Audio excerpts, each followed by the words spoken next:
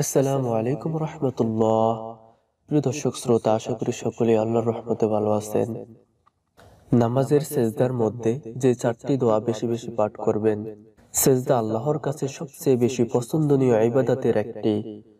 এই সময় বান্দা আল্লাহ তাআলার খুব কাছাকাছি চলে যান। আল্লাহর নৈকট্য লাভের এই সময়টিতে বান্দা যেই দোয়া করেন আল্লাহ তাআলা তাই কবুল করেন।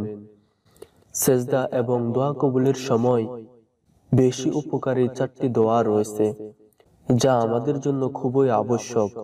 তা হলো দুনিয়া ও পরকালের নিরাপত্তা লাভের দোয়া। আল্লাহুম্মা ইন্নী আসআলুকাল আফওয়া ওয়াল আফিয়াতা ফিদ দুনিয়া ওয়াল আখিরাহ। অর্থ, হে আল্লাহ, নিশ্চয় আমি আপনার কাছে দুনিয়া ও পরকালের নিরাপত্তার আশ্রয় চাই। 2 নাম্বার, নিজ ও পরিবারের জন্য জান্নাত লাভের দোয়া।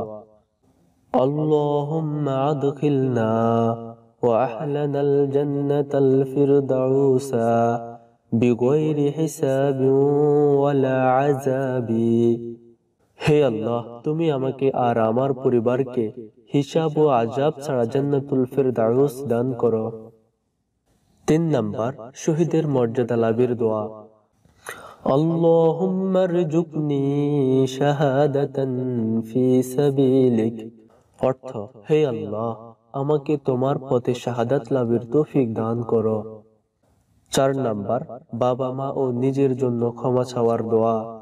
রব্বানা গফিরলি ওয়া লিওয়ালিদাইয়া ওয়া লিল মুমিনিনা ইয়াওমা ইয়াকুমুল হিসাব।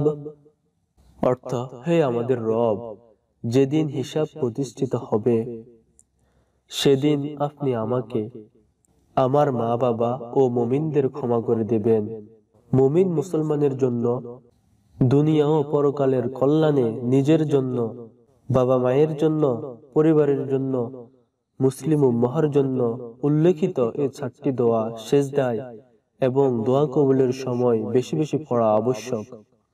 আল্লাহ তাআলা আমাদের সবাইকে সেজদা এবং মুনাজাতের মধ্যে এই দোয়াগুলো বেশি বেশি পাঠ করার তৌফিক দান করুক। আমিন সুম্মা আমিন।